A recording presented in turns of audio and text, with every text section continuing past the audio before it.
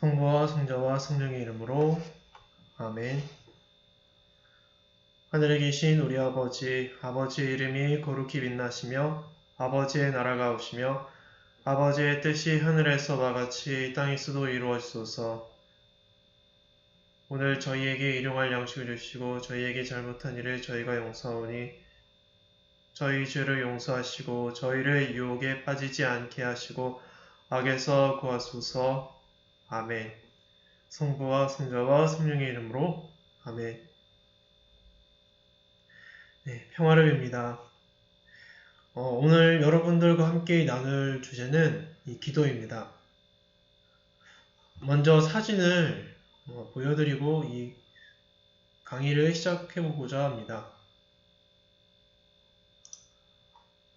네, 보이시는 이 그림은 유년기 사무엘의 그림입니다. 이 그림의 작가는 바로 이 조슈아 레이놀즈라는 분이신데 이분은 18세기 영국의 화가이십니다. 이분이 이 그린 어린 사무엘의 그림은 이제 사무엘기 3장 10절에서 하느님의 음성을 듣고 그거에 기도하는 모습을 그린 것입니다.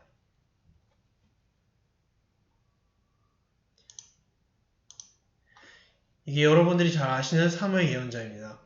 그 사무엘기 3권 3장 10절에서 사무엘은 한밤중에 하느님의 목소리 듣고 이러한 대화를 나누었습니다. 사무엘아 사무엘아 사무엘은 말씀하십시오. 당신 종이 듣고 있습니다. 라고 말합니다. 제가 이 성경 구절을 여러분들에게 들려드린 것은 우리가 오늘 배우게 될 이 기도가 하나님과 나 혹은 우리가 나누는 대화임을 이제 알려드리고자 앞서서 그 그림을 보여주었습니다.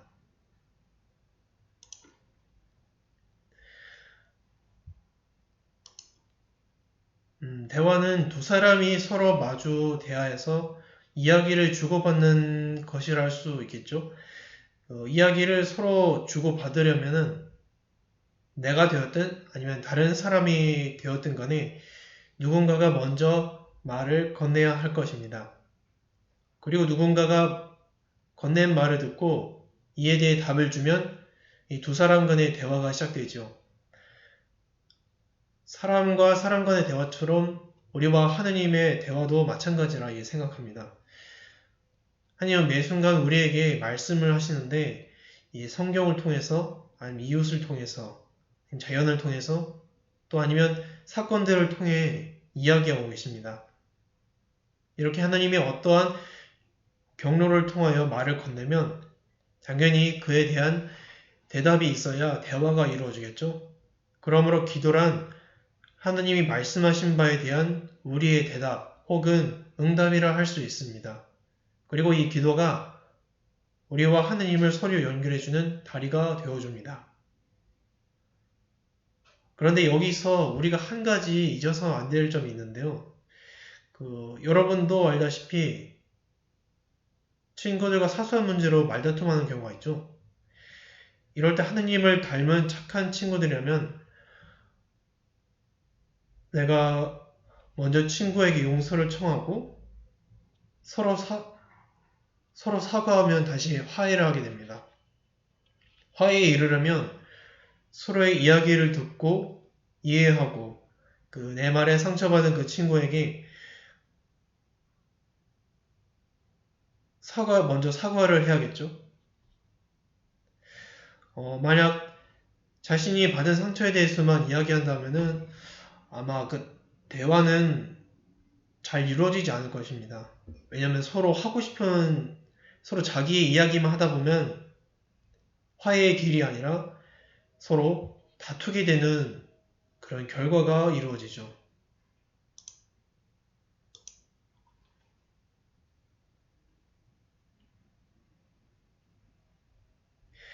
이처럼 하느님과 우리의 대화 혹은 기도가 잘 이루어지려면 이제 내가 원하는 것만을 하느님께 말씀드려서는 안 될 것입니다. 대화에 있어서는 그 자신에 대한 솔직한 자기 반성, 그리고 타인에 대한 성실한 이해도 필요하죠.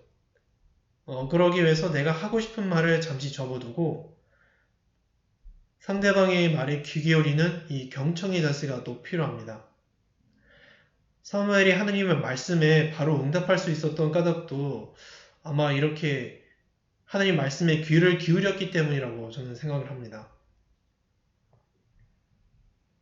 그래서 우리의 대화가 잘 이루어가기 위해서는 이제 서로의 말을 잘 겸허하게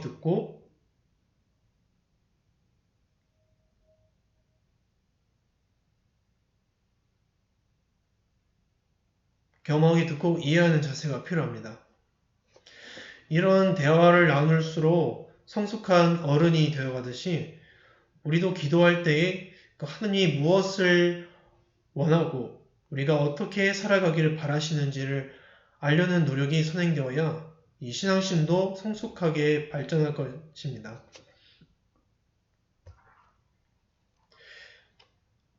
여러분들이 하느님 말씀에 귀를 쫑긋 세우고 있다면 이 기도의 자세가 바로 세워졌을 것입니다.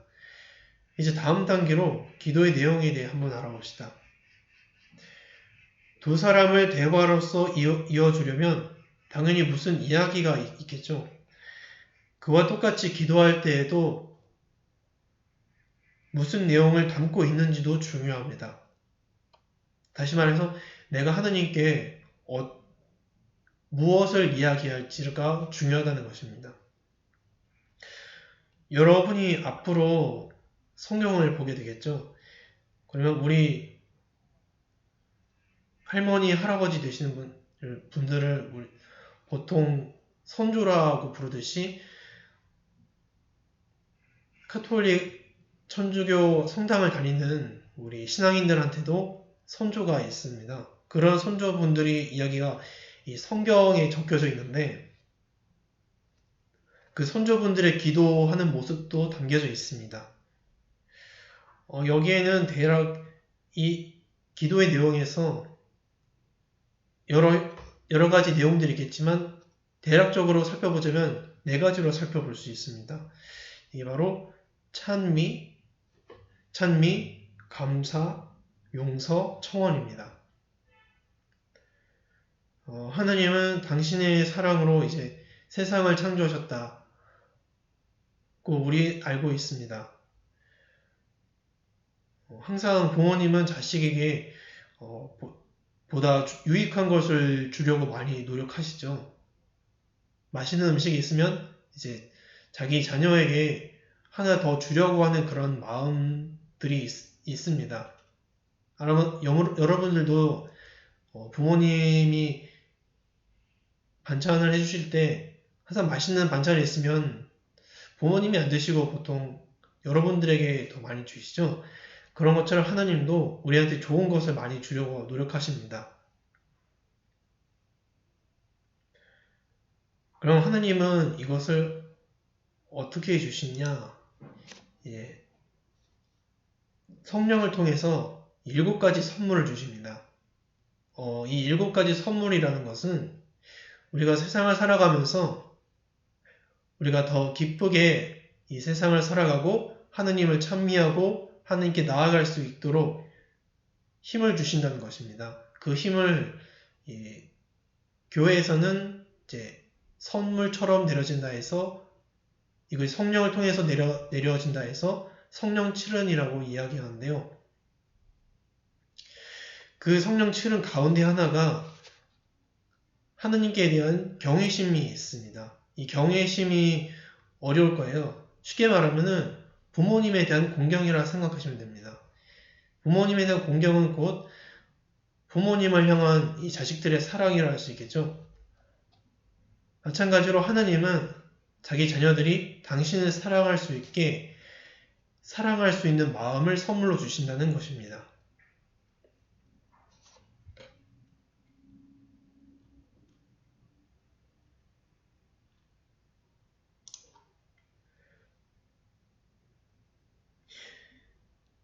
이 경애가 기도 안에서 하나님께 대한 찬미로 이어집니다. 좋은 선물을 받을 때 우리는 보통 그 사람에게 감사합니다라는 말을 통해서 은사들을 받았습니다.